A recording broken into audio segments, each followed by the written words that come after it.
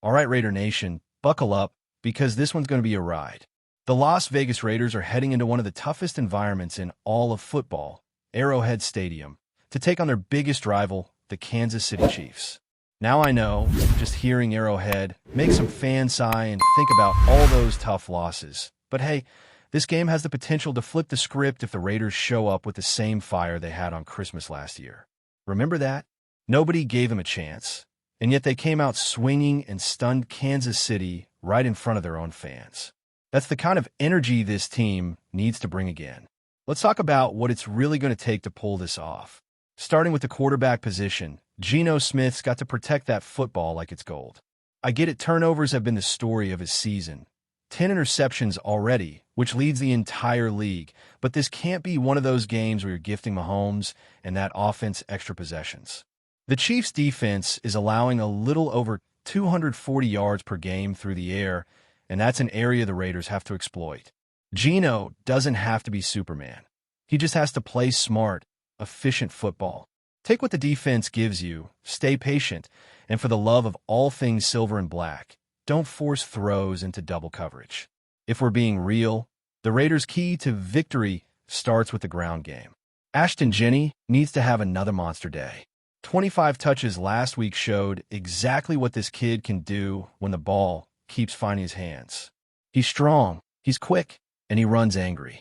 That's the kind of energy that wears down a defense. The Chiefs are middle of the pack when it comes to stopping the run, giving up nearly 120 yards per game. So pounding the rock early and often is the move. Run it until they prove they can stop it. Let the offensive line set the tone. If you can control the clock, keep Mahomes on the sideline, and finish drives in the end zone instead of settling for field goals, you're already halfway there. Now, wide receivers, there's been a lot of noise around Jakobi Meyers lately. Trade rumors, frustration, all that. But if there's ever a time for him to remind everyone why he belongs in silver and black, it's this week. 3 straight games under 40 receiving yards just isn't cutting it. When Jakobi gets going, it opens up the entire offense. Defenses have to respect him, and that gives space for other guys to shine. Jack Beck stepping in as the number 3 receiver needs to be part of that conversation too. He barely saw any targets last week, and that can't happen again. The Chiefs' secondary has been giving up chunk plays all year long.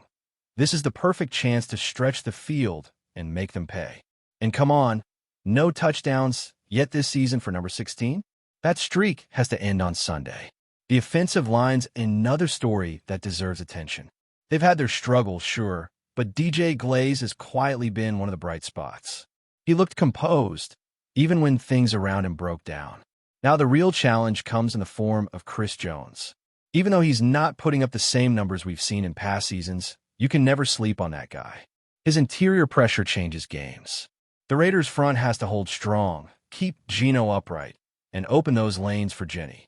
You protect Geno, you protect the game plan. That's how this team finds rhythm and confidence. Without Brock Bowers, though, the passing attack loses a major weapon. It hurts, no question, but this could be a big week for Michael Mayer to remind everyone what he can do. He put up 50 yards on 5 catches last week and has started to build that chemistry with Geno. The Chiefs' defense has been surprisingly solid against tight ends, but that just means Mayer has to win his matchups and make himself available in critical downs. Short yardage, red zone, third down. Those are the moments where he can make his mark. Defensively, you know where this conversation starts. Number 98, Max Crosby. Every time these teams meet, Crosby versus Mahomes becomes its own show. The respect between those two is there, but make no mistake, it's pure warfare once the whistle blows. 2 sacks last week, constant pressure, constant hustle. That's what he brings. When the Raiders beat the Chiefs last Christmas, they got to Mahomes 4 times. That's the formula. You hit him, you frustrate him, you don't let him get comfortable. The Chiefs have already allowed 10 sacks this season, and that's an opening the Raiders have to exploit. Still, it's not all on Crosby. The interior defensive line needs to step up too. Guys like John Jenkins, Adam Butler, and Tyree Wilson have to win their battles because the Chiefs' offensive line is one of the best in football, anchored by Creed Humphrey at center. If Kansas City controls the trenches, it's going to be a long day. But if the Raiders punch back, if they match that physicality and keep Mahomes moving off his spot, that's when mistakes start to happen. Speaking of Mahomes, let's talk about containing him. There's been talk that maybe he's not as sharp this year, but don't buy too much into that. Statistically, he's actually playing some of his best football when it comes to using his legs. 4 rushing touchdowns already, and he's on pace for a career high in rushing yards.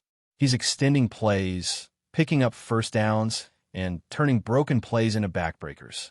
The Raiders linebackers, especially Devin White, need to be disciplined. You can't let him scramble for those cheap first downs on 3rd and 8. Stay in your lanes, keep him in the pocket, and make him beat you with his arm under pressure. And then there's Travis Kelce. I know, Raider Nation, I can almost hear the collective groan. The guy always finds a way to torch us. Whether it's crossing routes, seam routes, or just Mahomes improvising, Kelce's been a nightmare matchup forever. But this week has to be different. Double him if you have to, jam him off the line, just don't let him dictate the game. Make someone else beat you.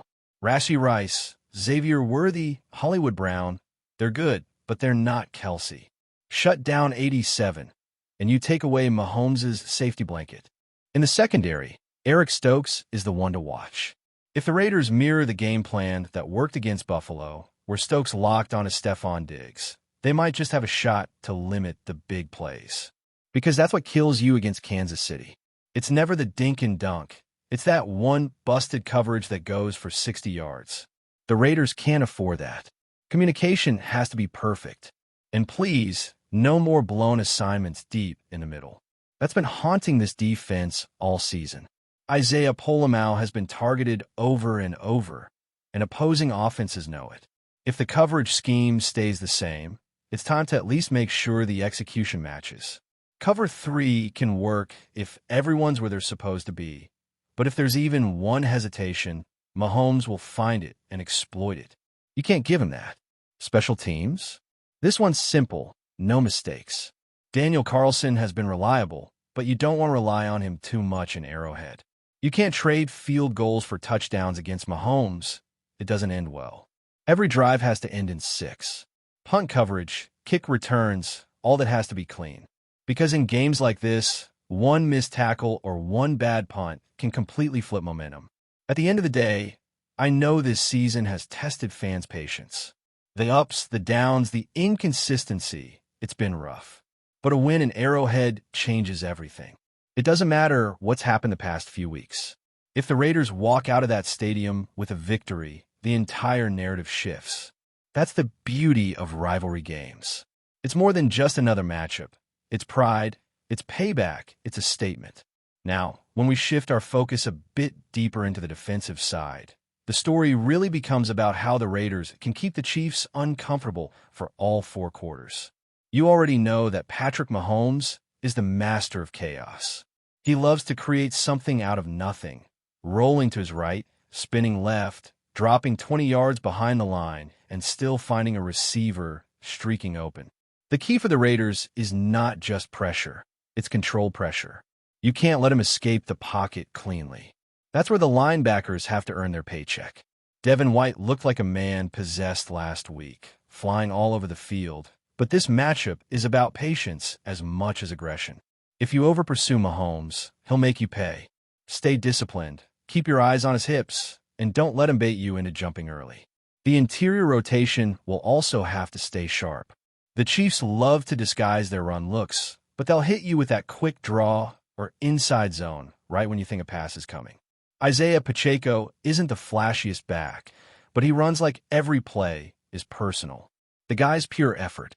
The Raiders must set the tone early, plug those gaps, and gang tackle. One-on-one, he breaks arm tackles all day.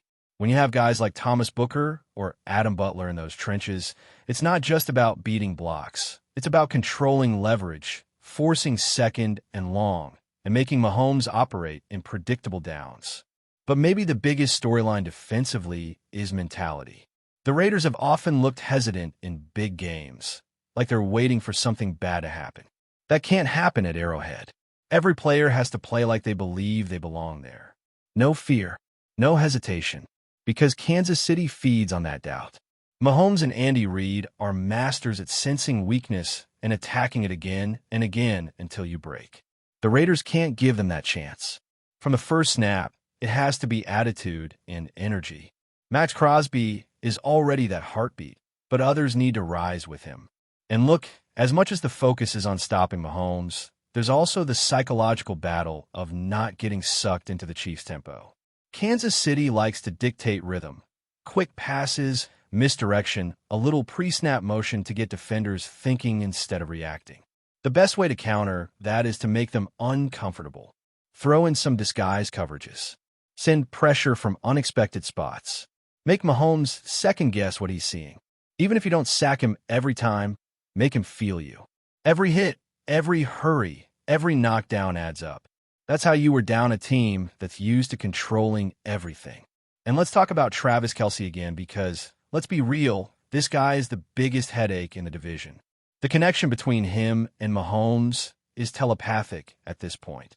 Even when he's double covered, he somehow finds the soft spot. But you can't let him dictate the middle of the field. This is where communication between linebackers and safeties has to be flawless. Pass him off cleanly, stay physical, and don't let him get free releases off the line. Every route he runs should feel like a fight. Make him earn every single yard. In the secondary, there's still work to be done. Eric Stokes is your best bet at matching physicality with Kansas City's receivers. But consistency is key. Xavier Worthy and Rashee Rice can both stretch the field, and you know Mahomes will take his shots. It only takes one misstep, one blown coverage, and suddenly the whole crowd's back in it. That's why discipline and communication are everything. Play smart football, trust your technique, and force Kansas City to go the long way instead of giving them those explosive plays that suck the life out of you. And speaking of explosive plays, the Raiders' offense has to start making more of their own. That's been one of the most frustrating parts of this season. So many drives that look promising stall out because of penalties or miscommunication. That can't happen in a hostile environment like Arrowhead. False starts, unnecessary holds, drops. Every mistake gets magnified. The margin for error is razor thin. You can't outscore Mahomes with field goals, and you definitely can't beat him by beating yourself. This game demands perfection in execution. Now, there's something poetic about this matchup. The Raiders are trying to find their identity, while the Chiefs already have theirs locked in. But sometimes, that's where surprises happen. When a team that's been counted out finds that extra gear, when a locker room comes together around a common goal, that's when magic happens. And if you ask me, that's exactly the kind of energy the Raiders have to tap into. Forget the noise, forget the records, forget the odds. Just play Raider football.